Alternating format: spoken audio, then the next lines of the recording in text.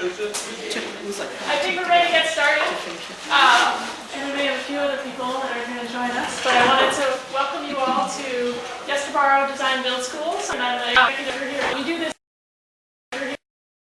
this summer Wednesday night through June through the end of August, and invite you to come and join us for some of the upcoming lectures, which I don't have my handout right here in front of me to remind you about next week's lecture, but we got one more in July and then 4 more in August, and there are postcards on your way out in the lobby if you want to grab a schedule for the rest of the lineup for the summer lecture series. And tonight we have something that's a little different from our normal lectures. We're doing a PechaKucha presentation. And so for those of you who are unfamiliar with the idea of PechaKucha, it is a concept that was introduced by 2 architects in Tokyo, Japan, about 10 years ago. And they were really looking for a way to be able to bring designers and artists into a public sphere to be able to show their work. And so they devised this thing called PechaKucha, which is a way that you can do these short presentations. So each presenter gets to choose 20 images of their work, their project, whatever they want to talk about, and each image is up for 20 seconds. And it's on a timer, so they can't, go back or pause. So it means that it's about 6.5 minutes per person. It's a lot of fun. We've been doing these for the last couple of years. Ben Graham is here, and he and I have been organizing these PechaKucha events specifically around the theme of transition. So some of you might be familiar with the idea of transition towns, but really thinking about, we're trying to put our own little twist on it, which is instead of doing just traditional architecture projects and art projects, to really talk about some different things that are happening in our local community related to building community as a post-oil community. So thinking about energy and waste and agriculture and building, and you'll see a lot of those topics tonight. I think it's always really fun for me when we put out a call for presentations, and basically anyone who emails me can sign up and get their name on the list. And so without a whole lot of facilitation on my part, we always end up with just a really wide range of different projects that we get to hear about. So we've got 9 presenters tonight that are up on the list here, and you'll get to see quite a mix of different things that are all happening here, projects in progress in our local community, which is really exciting. But it's also, I think if you saw the slides on the way in, you could see that this is also part of a larger movement. So this idea of PechaKucha has now spread across the world. There are 600 cities where they have regular PechaKucha events, and they're just celebrating their 10th anniversary of doing this. So that's the theme this year, is 600 cities, 10 years.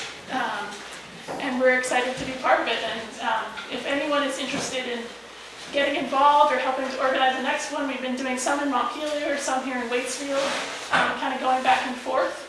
But there aren't that many happening yet in Vermont, so if you're interested in doing one like in your little town or something, come talk to me and we could probably figure out how to put something together, because it's fun to do throughout the year, different times, and get to hear about different things that are happening.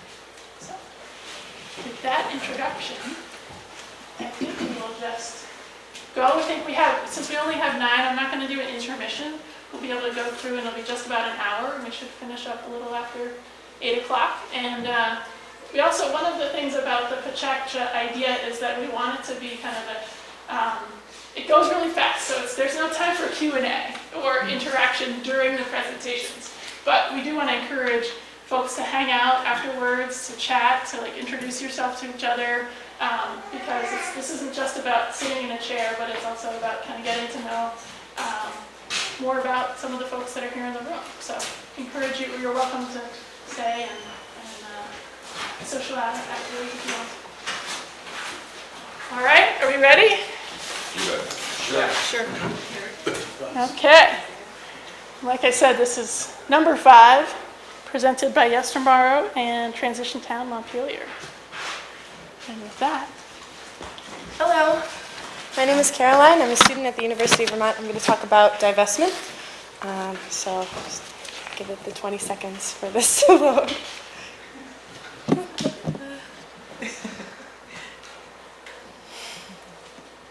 Please speak a little louder. Okay, so this is an orange square. The orange square is the symbol of the divestment movement, and essentially what that is looking at the investments within an entity or a university in some cases, and your investments in fossil fuel companies, taking that out and reinvesting sustainably. So I'm going to talk about divestment as a whole and then at University of Vermont. The movement started at Swarthmore College, and this is Bill McKibben. He went around and did the Do the Math tour, which inspired like a couple hundred schools to start their own divestment campaigns. So now it's like 350 to 400 schools across the country, and also other entities like churches and states even. So this is a map from 350's website, I believe, just showing the number of colleges in the United States that currently have divestment movements, and Canada. It's actually global, but just to show you the vastness of this movement. So there's a divestment network in Vermont, Divest Vermont, and students at University of Vermont have been working with students at Middlebury College and Green Mountain College, which was recently divested, St. Michael's College, and we did a retreat a couple weeks ago and went hiking in the woods and kind of taught each other about our own movements. Some successes in the movement: Barack Obama recently gave a shout out to divestment, and also 2 of the 6 colleges that have divested in the country have been in Vermont. So Sterling College and Green Mountain College have both successfully divested, which is really cool. Vermont is a good stepping stone for progressive uptakings like this. So some setbacks. These are the Koch brothers. This is kind of what we're going up against. Yes. Also, once you divest, it's hard to know how to reinvest sustainably when so much of our economy is entrenched in fossil fuels, but also like we wouldn't want to divest and then reinvest in something like Monsanto. So like that process is difficult. The goal is to be fossil free, but we acknowledge that divestment is a tool, and it's a tool within the larger climate justice movement. So successes within the climate justice movement are successes for divestment and vice versa. So it's not an isolated thing, but within a greater movement. So there's a lot of overlap. The reason that this is something that we care about, and this is why it's our responsibility, we want to make sure that the earth is suitable for future generations, for our children and our children's children, and to be responsible for 50% of species on earth to go extinct is really not something that we should allow to carry on our shoulders. I thought this was a cool photo. So if there's a way you want to get involved in the divestment movement as a whole, I would recommend going to 350 Vermont. There's a Divest the Pension movement currently going on right now that 350 is spearheading. And there are a lot of ways to get involved, especially in Vermont. Like I said, it's a really great place to be an activist. So the next 10 slides are about Student Climate Culture, which is a group that I'm a member of at the University of Vermont. And we've been working for 2 semesters to try to divest our own endowment at the university. So did you read our proposal? We submitted a proposal to the Socially Responsible Investing Coalition, and it's been a really big process.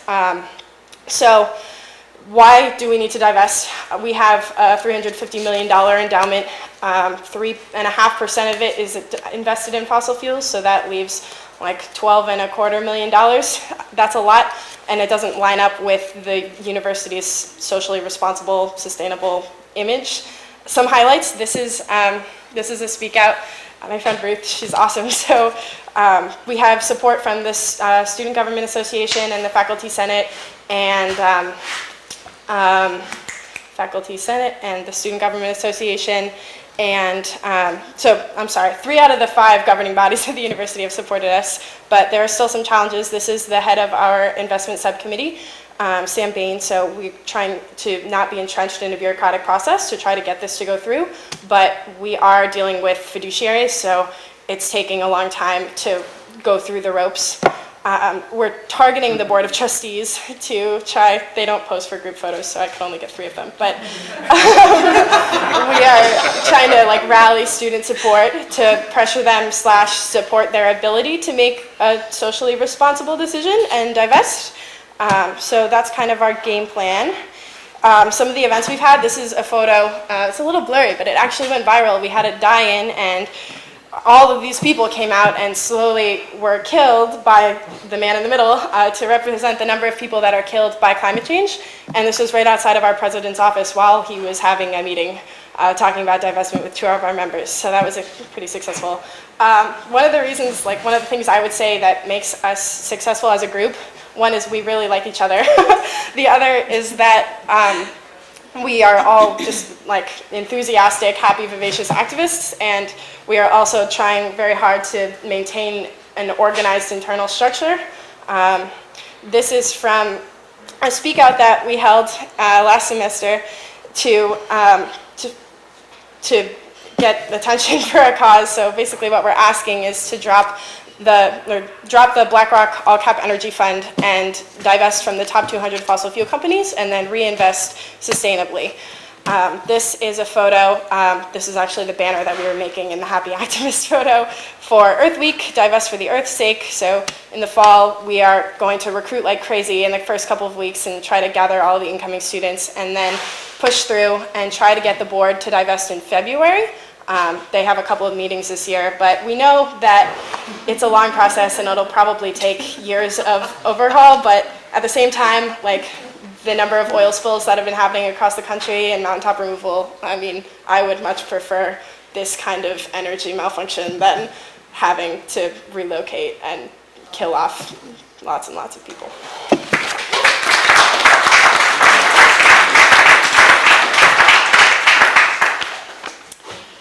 Hi, I'm Gail England. Tonight we're talking about transition, and what I'm going to show are samples of modern geomancy, where I and friends have been taught to work consciously with the Earth's energy to make changes and transition the visible and invisible dimensions of the Earth cosmos through placing carved stones in specific places in the landscape. Ancient people used these kinds of techniques for healing, fertility, and to bring about the changes they needed. By deliberately placing these stones into the earth in specific places, we're practicing a form of acupuncture or acupressure. Each stone has been carved with a unique pattern that anchors an intention into that specific place and imprints that pattern into the etheric dimension. We call these carvings cosmograms. Basically, we're helping to shift energy. We live in a multidimensional universe and yet focus all of our attention on the material world, this third dimension. Everyone has been to places that feel really good and healthy and others that feel creepy, foreboding, or sick in some way. The purpose of this work is to strengthen and reinforce the positive, healthy places while transmuting the negative energies into positive. The results over the years have been truly amazing. The carvings are done in a concave way with the designs raised so that when they're placed in the landscape, as the sun or moon pass overhead, a light and shadow pattern forms and continually changes as the sun or moon cross the sky, setting up a vibrational resonance that imprints the etheric level. While these hand-carved stones may simply look like beautiful decorative garden elements, in truth, it is art with a purpose. They can be placed anywhere. Large stones are striking, but I've been experimenting with carving smaller stones too, stones that I can move without heavy equipment. We've even created a bronze plaque, that's what that was, to insert into sidewalks in Europe where a stone wouldn't be appropriate. The designs of the cosmograms tend to fall into 3 basic categories: pictograms, energy patterns, or ancient symbolism. Examples of all 3 are shown here. The process used to come up with the correct design for a location is imagination, inspiration, and intuition. Through meditation, dreams, or just remaining open, we can all tap into the higher dimensions and higher wisdom. We're capable of much more than we give ourselves credit for. Excuse me. And can develop our other senses. We use our bodies as tools, and the chakra system in particular. What did ancient peoples know that we don't? A lot. Think about Stonehenge and Avebury in England, these giant stone structures are placed in specific spots on the land to tap into its energy. Stonehenge is about more than just astrological alignment. It's the intersection of many major ley lines that circumnavigate the planet. The same is true for Avebury and Glastonbury, where you find the Tor, with a huge tower perched on top of this mountain. These structures act as giant antennae for these places and their energy, sending it out to nourish life. It's no coincidence that the majority of crop circles in the world are found in England, in the same region as these three giant landscape temples. While our stones carved with cosmograms pale by comparison to these magnificent structures, they too act as antennae. Each stone contains quartz, which conducts energy, the same quartz that's found in computers. We humans pollute the earth, water, air. We continually exploit and destroy nature. At the same time, we pour negative thoughts into the etheric dimension of the earth and cosmos. It's time to clean up our acts, to transition to thinking and acting differently. This work helps do just that. Many of the stones that you're seeing were carved in Kentucky and are parts of these major stone groupings. There's 3 of them now in Kentucky on a 1,400-acre biodynamic farm and the area around it. There's a housing development, a socially conscious planned development area in Kentucky, near Prospect, Kentucky. And a lot of these stones that you're seeing, these particular patterns, were done for that location. So they all represent different aspects of the energies of that place and of the actual higher hierarchies of the angelic beings. So as you can see, there's no 2 that are exactly alike.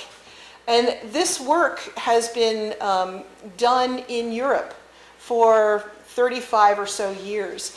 And as you travel around Europe, you'll be in the middle of nowhere and come upon this giant stone planted in the landscape with these beautiful designs on them.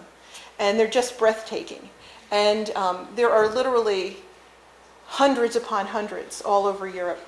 And I work with other students all over the world doing this work. So we've learned to with hammer and chisel, create these designs and carve these stones. A lot of the stones are about maybe 9 feet tall until they're planted into the earth, and then they're about 6 feet tall. This is one of the smaller stones that I mentioned.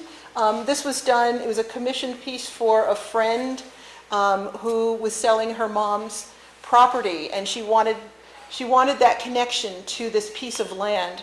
So I did a stone for her. And it depicts the crop circle that was formed when last year when I was in England working with a group of people. We were on top of a hill, and we used the energy of this particular crop circle to do our final work reconnecting the Glastonbury, Avebury, and Stonehenge. Thank you.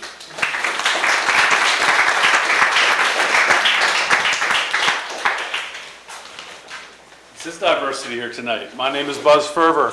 My presentation is going to be on aquaponics, which is something I've always wanted to do for a long time. Aquaponics is the melding, the merging of aquaculture and hydroponics. Aquaculture, tank of fish, hydroponics, growing plants in a soilless environment. In this case, it's in a greenhouse. The scale for aquaponics, actually, the major components are a bed that's filled with stone only, and a tank full of fish. The fish are fed whatever you can produce the food or purchase it. And as they defecate and process the food, they produce a lot of nitrogen. That nitrogen is in the water, which is pumped into the large tank full of gravel, and is cleaned by the plants on the gravel. It can be at any scale. Here you see goldfish in a small tank. That water is pumped up to this pipe full of gravel.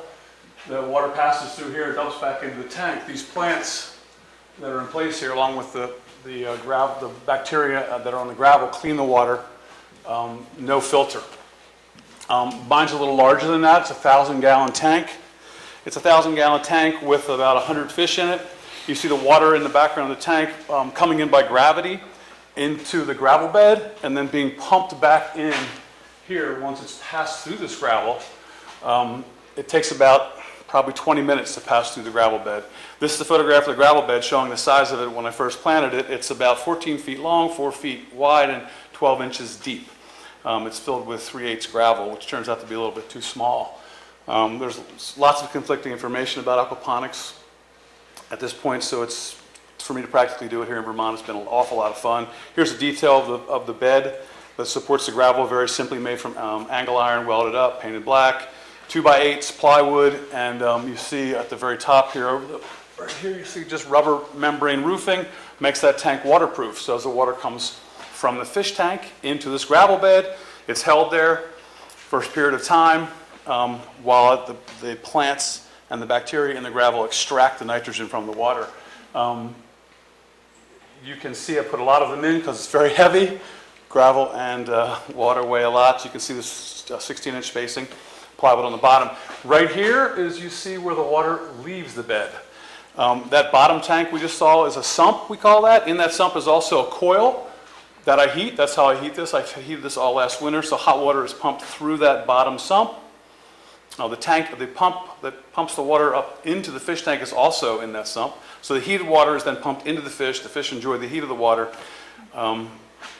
And it also heats my greenhouse, that water. That is called a bell siphon. It is a critical part of this because this thing is a living machine and works best when it is pulsed. So rather than the water constantly flowing from one tank to the other constantly, you fill up the gravel bed, pulse it, empty it all back out, and then fill it up again. So that bell siphon allows a siphoning action to take place. You actually drain the tank 6 or 7 inches at a time. So the tank fills up, 6 inches drains out. Tank fills up again, 6 inches of water drains out again. That allows the aeration to take place also in the water because it's very violent movement of water, very active, so it keeps things going. So here you see the tank, the gravel bed with the fish tank in the background. Pretty much the day I planted it, last September. And I've had a lot of different things growing in there, but this is yesterday. You see the big difference. And so the list of species that I've tried in here since this last 7 or 8 months that has worked out is banana. You see that in the foreground, which that is a banana that we'll bear in Vermont. Cucumbers, which are hanging down in the front there. Peppers, several different varieties. This is peppers that I harvested yesterday, actually. It was a crazy bumper crop of peppers. Basil, parsley, and oregano. Sage, 4 or 5 kinds of tomatoes that are really starting to produce right now. And that's actually the next slide coming up. Lavender, roseberry, seaberry, figs, garlic, peas, 5 or 6 kinds of lettuces, mesclun mix and spring mix, kale, and a couple others. At this point, I can say pretty safely that growing all of these plants just hydroponically in the fish waste is ridiculously successful. This particular fig, which is kind of the highlight, the biggest thing in the tank, has a 10-foot spread. There's probably 150 figs that are on this fig now that are ripening. I've been eating them for a month already. The first crop's come already. That fig was in that very first slide when I first planted it. It was a rooted cutting that I just put in. It was approximately 6 inches tall.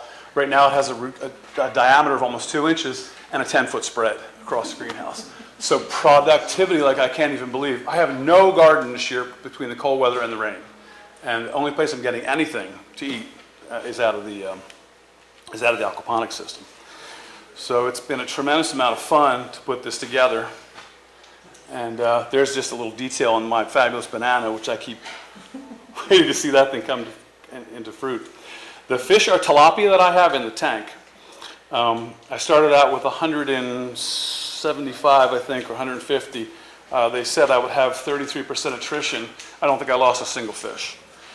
So I've been taking fish out. I've already harvested almost 75 fish out. This is a detail of the roots that come out of the gravel.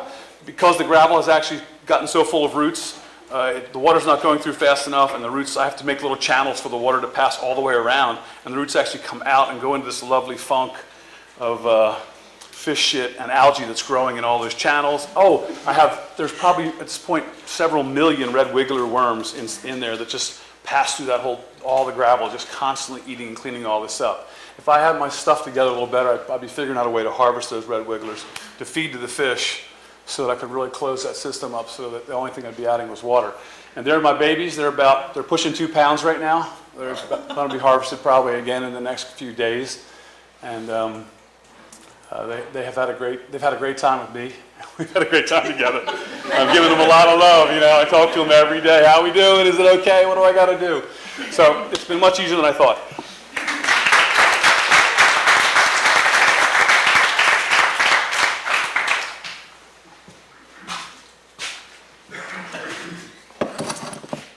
Hello. I'm really excited to share this idea. It's kind of a story as well. Started about 2 years ago. I came to Sparrow Farm for a Transition Town Montpelier Steering Committee meeting. And Carl Ettner, who owns Sparrow Farm, threw out this idea of a transition community. And I said, why don't we do it here? And he said, well, let's talk afterwards.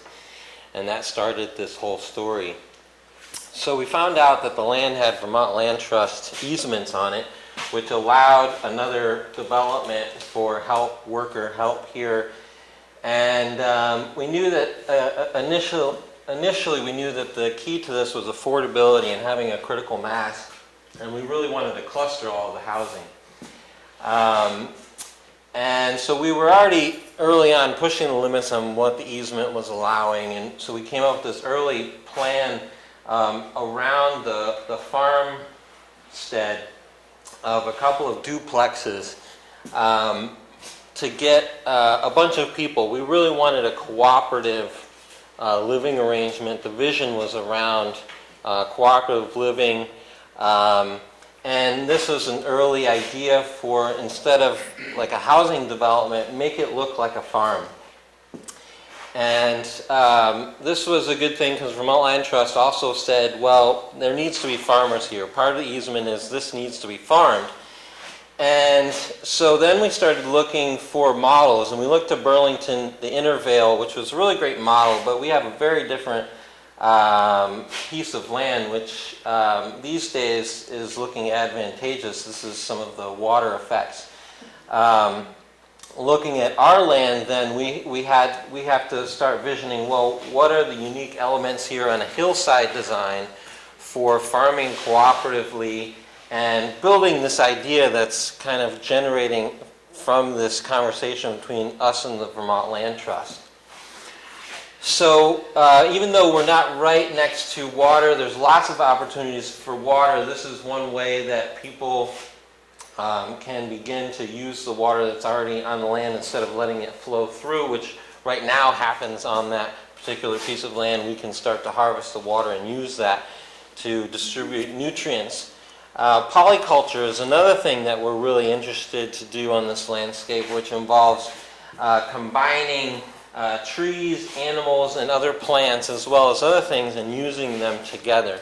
So this is beginning to shape our permaculture vision for cooperative farm community. So in that polyculture, not only are we having a bunch of different types of crops and things together, but they're also working together in ways that they typically aren't, like geese for weeding orchards. This depicts alley cropping, where you have perennials mixed with annuals.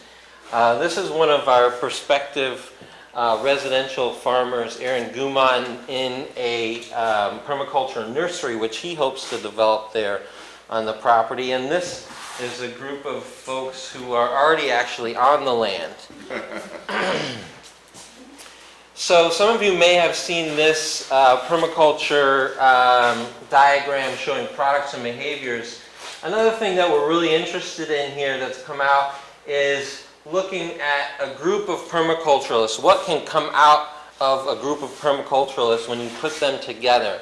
And ultimately, that's become one of the most interesting visions for this whole idea, is putting a bunch of permaculturalists together, collecting all of the wonderful ideas that pop up around at all these PechaKuchas and giving them a center to grow. Part of that vision includes housing and using farm products for constructing housing. This is an interesting structure that shows kind of a structural frame referencing kind of a cooperative way of working together. That's a reciprocating roof structure to create a round structure. There's also silviculture as another important part of this polycultural vision for this permaculture farm. Coppicing, which you can see happening behind here. There's a lot of potential for that on this piece of land. Here's a structure in England made from coppiced wood. We also have a vision similar to the model at the Burlington Intervale of shared infrastructure. This shows a solar pit greenhouse that is very common in China that would eventually become part of this infrastructure for a kind of permacultural farm incubator. We're also very interested in food storage and production. An ice house is one idea that we have. There's some really cool traditional methods, but it's amazing what already grows on our very poor infrastructure and how we can just use that as well as just flowing water to build up ice right in place instead of moving it far distances. Community root cellars is another important aspect of this entire vision. And then also a common space for food processing that can also double as a dining room. Here, American Flatbread has started that vision and showed its viability in being, by night, a place where people can make stuff for commercial viability, as well as during the day have people eating there, which could be a restaurant or it could be just the community. So, we're getting actually close to purchasing this land, and so all of these ideas now, it's the time when the rubber hits the road. What's actually going to happen there really depends on the people. This is a picture of all the farmers at the Burlington Intervale that after, I'm not sure exactly how many years, but have made one of the most amazing projects that is used as a model all across the country.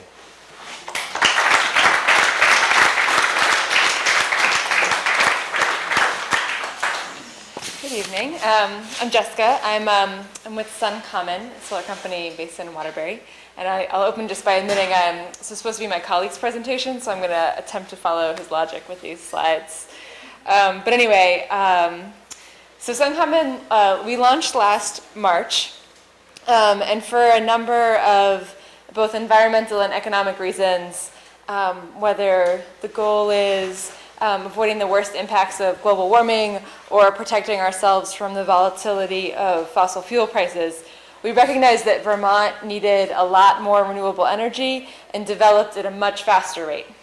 So we launched with the goal of dramatically increasing solar in Vermont. We grew out of the Vermont Public Interest Research Group, or VPIRG's, Solar Communities program. And so we came to this work with the belief that everybody has the right to a healthy environment and a safer world. And our job was to help build that world. And so our kind of portion of that was to tear down the barriers that have made renewable energy inaccessible to most Vermonters. So first, we removed the need for capital by offering solar without upfront cost. And then there's a fixed monthly payment, so people can pay for their electricity just like they always have. And then we've got a team of about 60 folks who basically take care of the process, permitting, installation, design, etc. Again, trying to take down the barriers, just recognizing people's busy lives. So day to day, our work aims to make solar easy and affordable, so that again, we actually can build this kind of vision of a renewably powered Vermont. In Vermont, our state goal is to meet 90% of our energy needs heating, electric, transportation with renewable energy by 2050. I don't know if anyone can picture what that looks like, but to give you the snapshot of what solar is part of that will need to be, we'll need every town in the state will need 250 large solar farms, the scale of like Exit 6, for example. And then we'll need 1 out of 5 homes in the state powered by solar. And then as we move vehicles to electric vehicles and we install more geothermal and air source heat pump technology, we'll obviously need more renewable electrical development.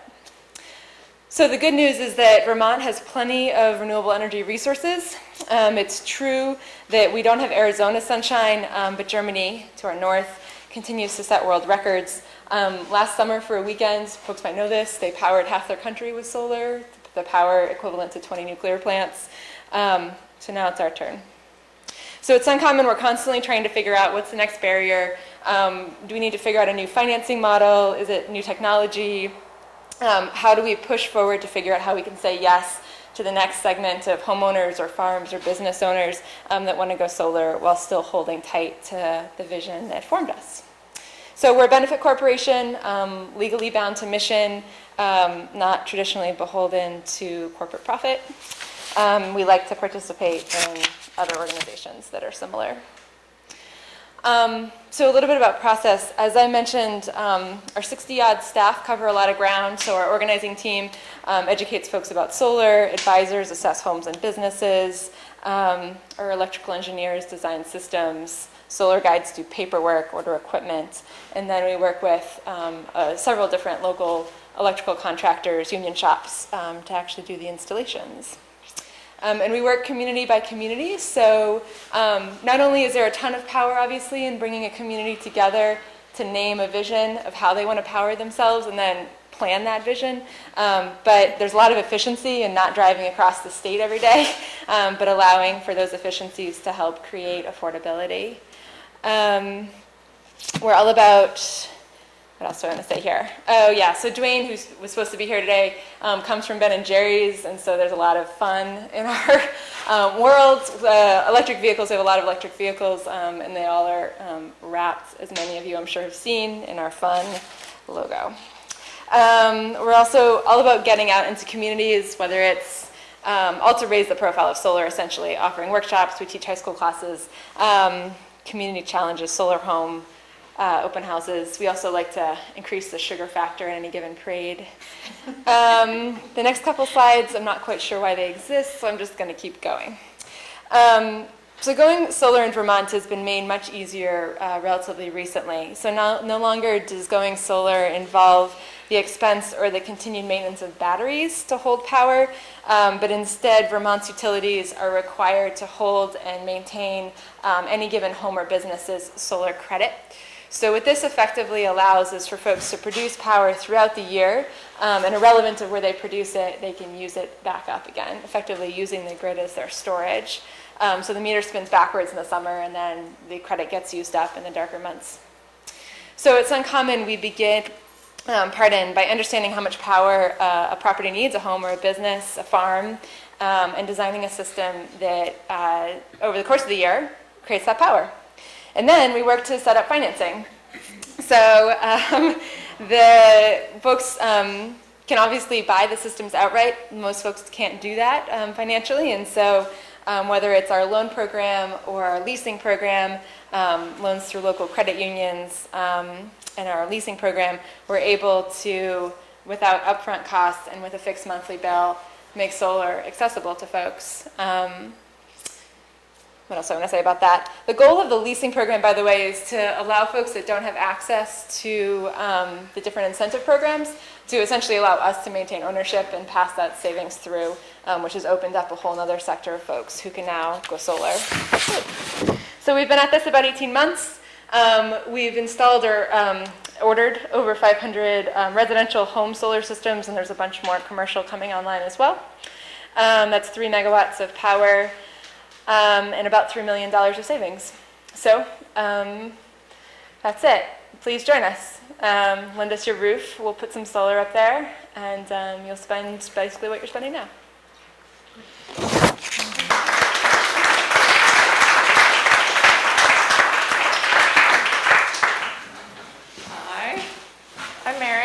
I work for the watershed group for the river that flows just south of us, the White River. We got hit very hard by Tropical Storm Irene, the flooding that came out of that. So I'm here to talk about a project that came after Irene, just to give you a sense of where we work. The white is in the green as part of the state model there, a blow up of the watershed, and the project is where the star is in South Royalton, Vermont, where Vermont Law School is. It's called a tow wood project, which will make more sense when you see it. And again, the White River Partnership is the group that I work for. And our mission is generally to improve the long-term health of the watershed by bringing people and communities together. And we do that through 4 programs. Our monitoring program to understand what's going on, what are the issues. Our restoration program, which is trying to address those issues that we find, doing on-the-ground work. Stewardship, trying to get folks involved in hands-on work.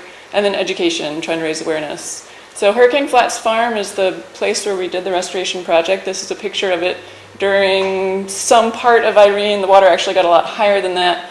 This is looking east across the river towards Route 14, if you're familiar with South Royalton. So the entire farm was inundated. It was part of the river during Irene. And this is an aerial photo that sort of shows you a couple of things. The red lines are the path of the water during Irene, so essentially went straight through the valley. And it left behind a couple of holes in the farm field. Those holes are about the size of half a football field each. A bunch of debris downstream. And this is really important. This development is right downstream of the site, and this is the reason we did the project. This is one of the holes, the upstream hole, before it got filled. And there's a lot of silt and sediment on ball fields and parks, and folks were happy to drop it off and fill up that hole for the farmer. Problem being, that's all very highly erodible material, doesn't really fix the problem. So instead, we looked just downstream to this debris pile and said, what can we do to stabilize or to restore that stream bank without using large rock, which is a typical fix for an eroding stream bank, that will restore the resiliency of that bank while protecting that downstream development. In some cases, we might not care if the river sort of cuts through the field and makes a new channel, but in this case, that was going to be threatened. So using that large debris, what essentially we decided to do, this is a cross-section of the project, is to restore the bank using material that we had on site and using native materials to essentially restore the bank while creating habitat and improving water quality. So the first thing we had to do was take all of that silt out of the hole and bring it down to the low water mark, which is sort of the bottom elevation of the project. We hired one contractor, one excavator for the project with a big thumb on it, and he took all of the material out. And then we put a large log, again from that debris pile, parallel to the bank at the low water mark, and that's called a scour log or a foundation log.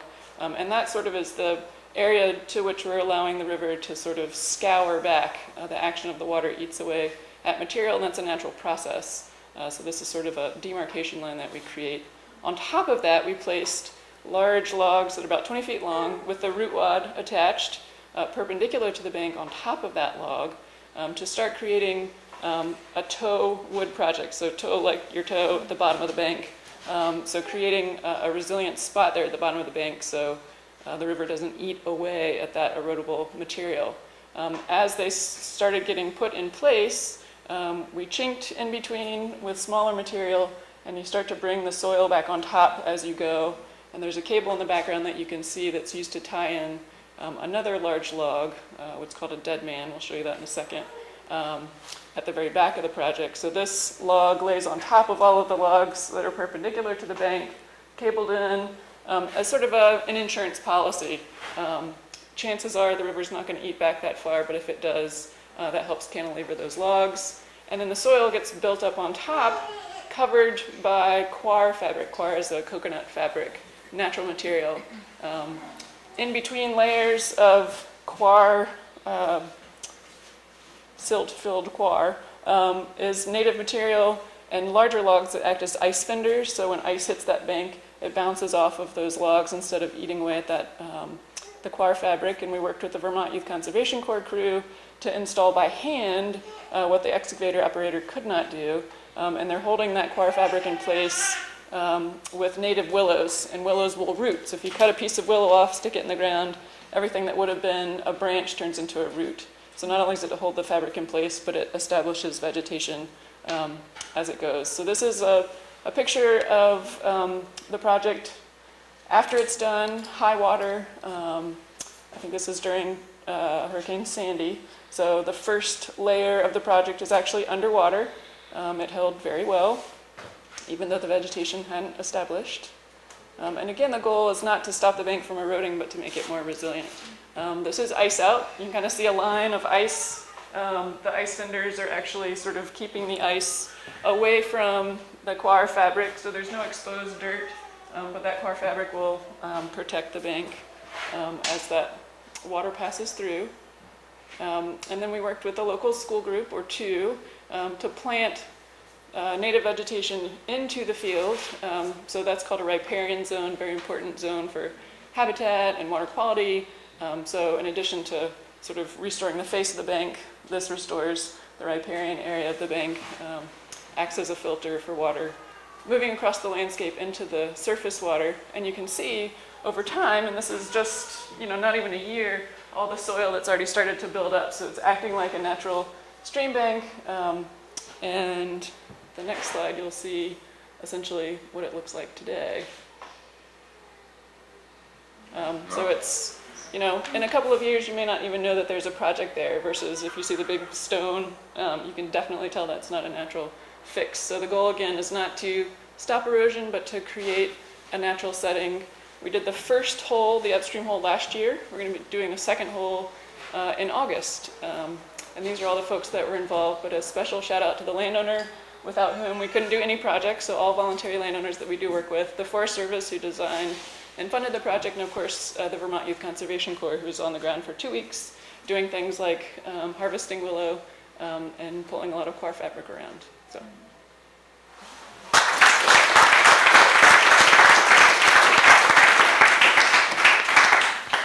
Hi, I'm Dan Jones, and I'm actually going against all of the rules and having too many words in my presentation, but I'm trying to get a big idea across, because we've got a real problem that nobody likes to talk about.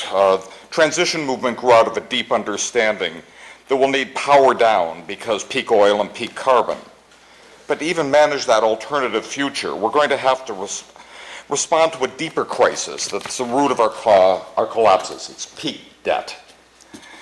In the analysis that you're going to see in a moment, the world now owes the banks and financial services entities 350% of what it produces in a year.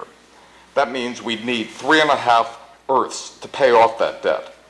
But instead, we keep borrowing more, which increases the debt load. So what's the economy that's allowed this awfulness to happen?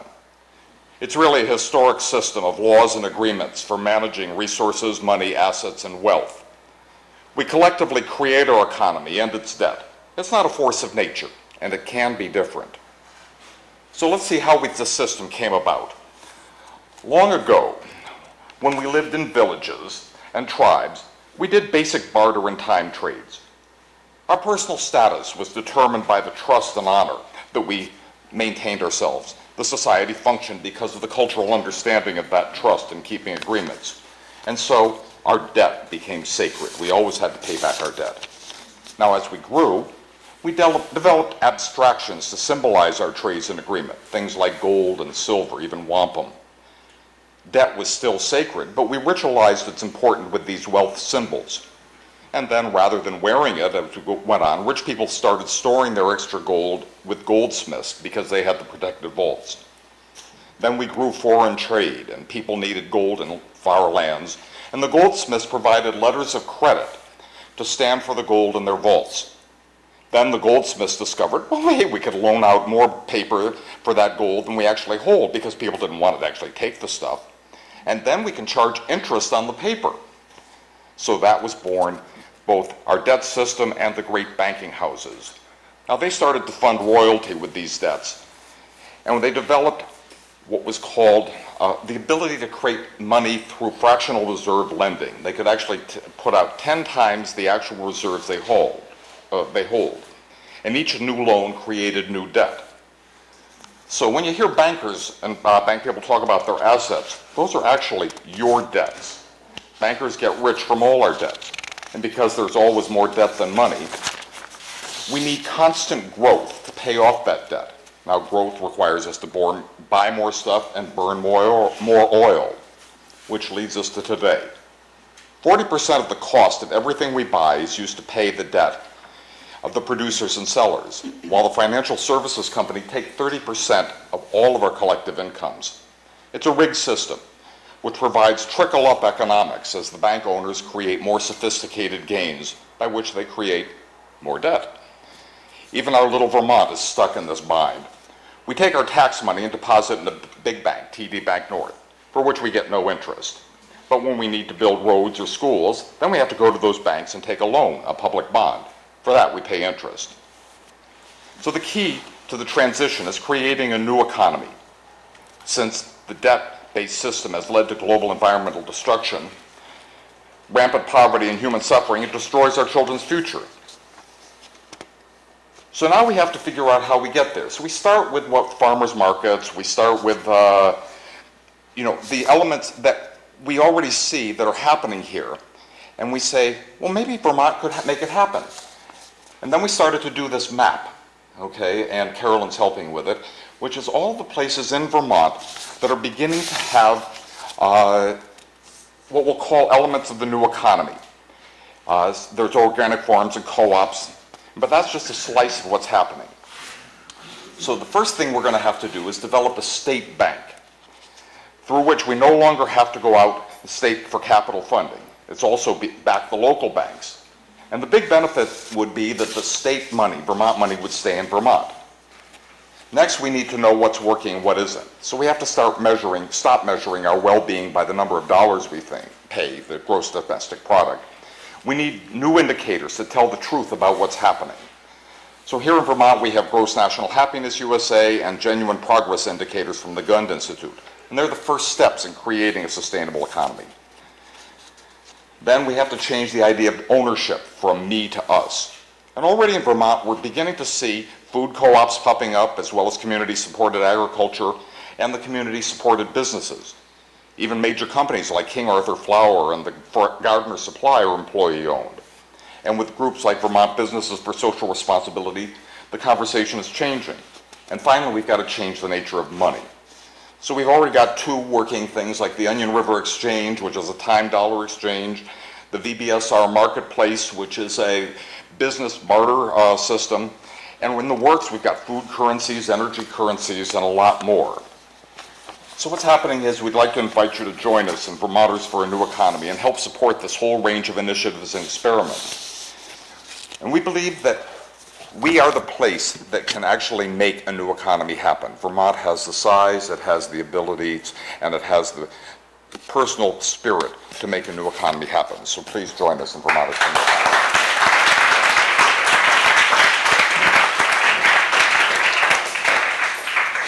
Hi, everybody. I'm Susie Gray. Golly, starting out slow here. I'm reading things. Kudos to everyone who was able to just talk off the cuff.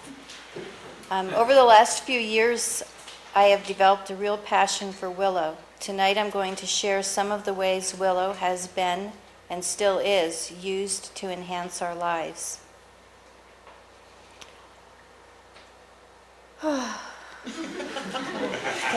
It's been used to help us get around. Early prosthetics were carved from willow.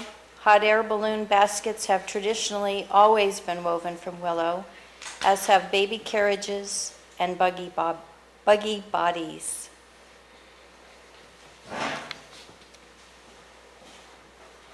Willow has found its way into classic literature, one example being the famous children's book, The Wind in the Willows. It has been used in movies like The Hobbit for set design and staging. Cricket bats, a big thing in England, have always been made of willow. Willow has provided medicine for people, fodder for domesticated animals like sheep, goats, and cows, and browse and habitat for wildlife and insects.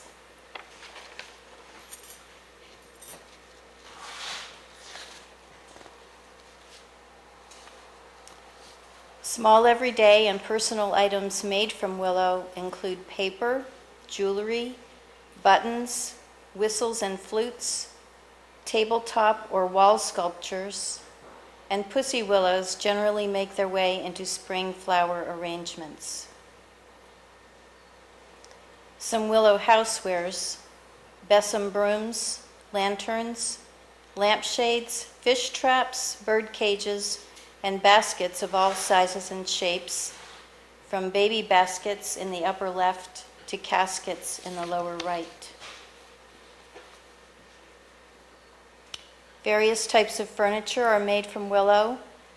In the left is a bent willow chair. In the center is classic wicker, and that's John Waller weaving a laundry hamper.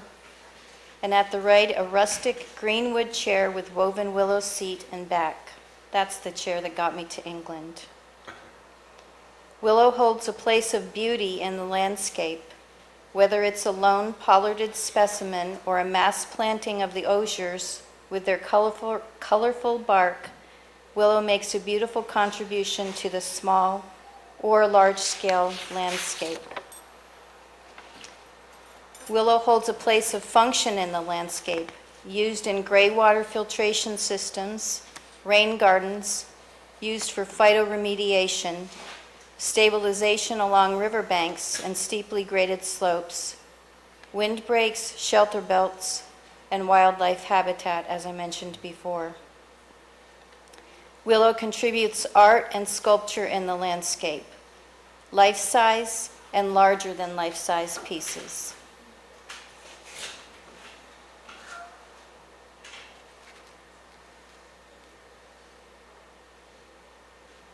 It is also used as an artistic medium. Real charcoal is still made today from willow that has been harvested, cured, and processed in a certain way. Homemade ink is another artistic medium that can be made from willow, and specifically willow charcoal. Willow provides fuel, grown as biomass for heating. The bottom picture shows a stand of willow being harvested and chipped at Middlebury College. The top two pictures show two common methods still used in England today to make charcoal for cooking.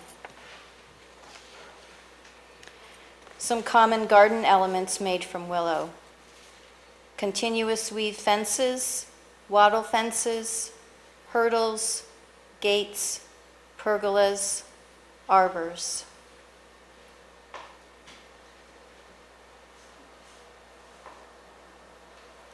Also trellises, bean poles, clothesline supports, compost bins, and that's John again on the left, making an obelisk, which you can see the finished product in the center picture.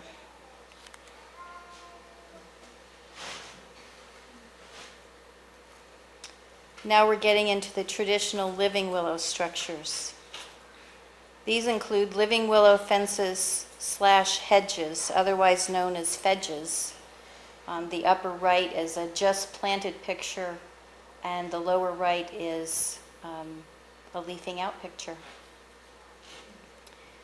Woven trees, either potted for the patio or planted in the garden, and permanent seats for people, but your chickens will like them too.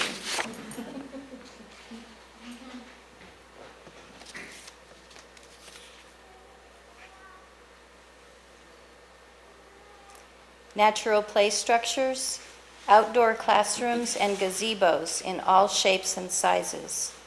The picture at the left is an 18-foot diameter outdoor classroom we installed at a school in Kent, England. This slide shows several play structures. The top left is a structure that was just installed, and the bottom right is a similar structure 3 years old, which gives you an idea of how quickly a structure fills in as it grows.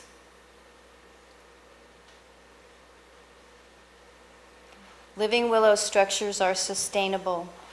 This bower was planted by John 12 years ago and is a perfect example of how living willow structures change and become even more beautiful over time.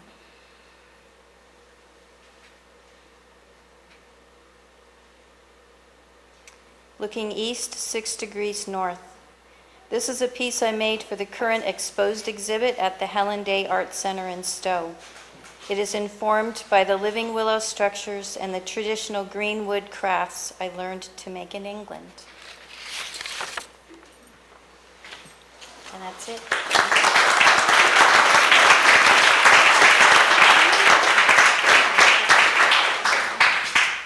Hi, my name's Chris Chason. I'm with Wild Branch Botanicals. My business partner Glenn and I created a food hub this past year. It's still in the nascent incubancy state. We've got a lot of it together. We just got organically certified. A lot of pieces coming together. This is Glenn and his mushroom lab at the Wild Branch Farm where it all started up in Craftsbury.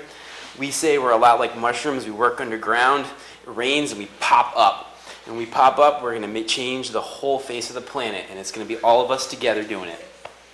This is actually during a farm design class. Glenn can't be here too much because he's a total genius. He built a mushroom cave greenhouse that's heated off of steam using like all sorts of repurposed fire brick, old propane tanks, and this thing heats and pasteurizes all the substrate for the mushroom bags where we grow oyster mushrooms and reishi.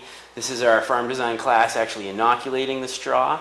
The concept of the food hub is that we needed a place to bring our products to produce them in order to get them out in the world. To be really regulated with the FDA, you kind of have to have things together. And they come down on you hard, especially once you say the word mushroom. We also grow medicinal herbs. That's my end of the world. This is Tulsi. We grow a bunch of different types of products on the 200 acres up north, as well as some places down in Western Mass, and we're looking into some other farms. We're going to be a collective. Right now there's 2 of us, and we're seeking others to get involved with our project to help us run the food hub and to grow with us. This is the real woman behind the whole thing, Chris Coville, Glenn's wife. She runs the farmer's market in Burlington, and this is our spread of vegetables and dried herbs and maple syrups that we make. And basically, if it wasn't for her, I don't think Glenn would be anywhere near the amount of genius that he is. Chaga mushroom, tons of melon in it. It's one of our biggest products. We make maple syrup with it, and it will change your life if you take it. It's anti-cancer. It's been used by Russians for thousands of years, and it's sort of how we all came together. Glenn inspired me with his maple syrup. I had been doing some stuff with herbs, and we started making these products. Came to maple infusions and maple extracts. We decided that we wanted to take the most local product we could make within 30 miles, and we came up with, instead of using alcohol, we used maple syrup. We've diversified a little bit, but this is how it all started. We've got a bunch of different types, and this year we actually get to go out. This is our first piece of equipment that we bought. I design farm infrastructure for people and basically go out and help them, and I use all my money to go back into this project, our food hub. So this is our bottling unit. This allows us to hot pack our bottles in all our maple syrup so we can go out into the public and not hurt them and not mold, and that the FDA is very happy about it. We repurpose machinery. I find it for like $100. It's worth thousands, and I just fix it up. And I work with a few other people to help me do it. This is a mixer that I found for $200. It's like $5,000 new. That's in the process of getting built right now. That will be one of the few pieces that goes into there. We have tons of equipment. This is essential oil still that I'm working with our next door neighbor, Ethan, and we're going to turn this into a 55-gallon essential oil still that we'll be able to bring to the farms and actually distill on site. He is a great individual, and we're very, very lucky to have all these great people in our team around us. Another picture of inside the food hub. This is a cheap 10-burner stove that I rebuilt, convection oven that I've rebuilt. We have it set up so that food trucks, food producers, farmers, anyone can come in and rent from us, and this helps us to keep the place moving, and it helps us to build community, and it helps us to get ready for the next wave of economic infusion that we all need to be thinking about. This is me and Andrew Wolf. He's our certified herbalist, just got out of the ECIH. He is the mastermind behind all of our regulatory issues. We created like stacks of manuals this high, so the FDA just gets confounded when they come in and say, wow, you know what you're doing. Seals. This is our maple syrup being bottled right there on site. Again, it's all about economies and ecologies of scale. It's about how we interact on scaling the amount we buy, the amount we grow, and the amount of people we interact with at all times. So we have to think about how much we do at a time. This is maple sap. This year we did 25,000 gallons of maple sap. We froze it for a company that's out in BC, and we're working with them to create new products so that maple sap can be the next coconut water, which is going to change the game for all the maple producers in the United States. This is huge. We did like endless. This is a UV filter, came in through the trucks, came in through this filter, and then went into totes, and then we would load them up on a truck, and then they'd go down to shore, and they're froze. And they're just waiting right there until all their branding and everything is ready to go, and then we're gonna rock it out, we're gonna bottle it up, and then the game's gonna be changed. These people know what they're doing, and that we're very lucky to be able to work with them. This is Farm Girl Cocoa. This is a dry fill machine in our facility. We try and have a few different setups going where people can run a few different types of rooms. Dry fill is pretty important when you're working with powders and herbs. You have to be able to weigh it and fill it functionally and fast.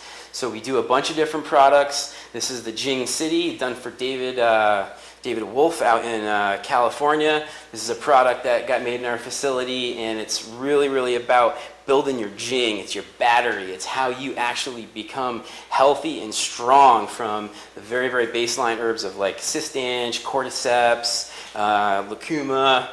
Oh, gotta show this. Jeez, put $5,000 into manuals just so I could fly through this. Nicole Daney signed it down below.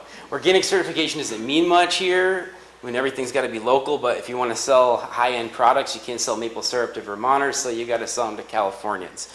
It doesn't sound like it's local, but guess what? We need to get stuff from California too. So I believe in building a regional and kind of global spice trade.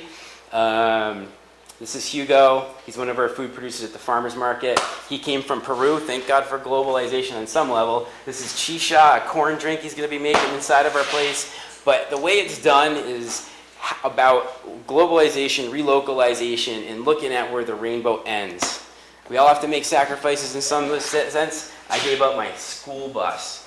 My school bus RV to pay for all this stuff. I could have just traveled around and been free, but I said, no, I want to change the world. I want to change it from the start. I want to change it from here in Vermont. So I gave it to that.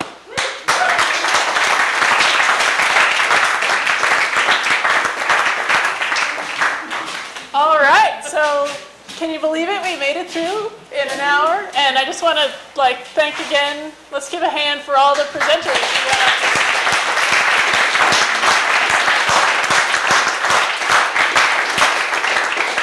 What I tell you, you got a little bit of everything, right?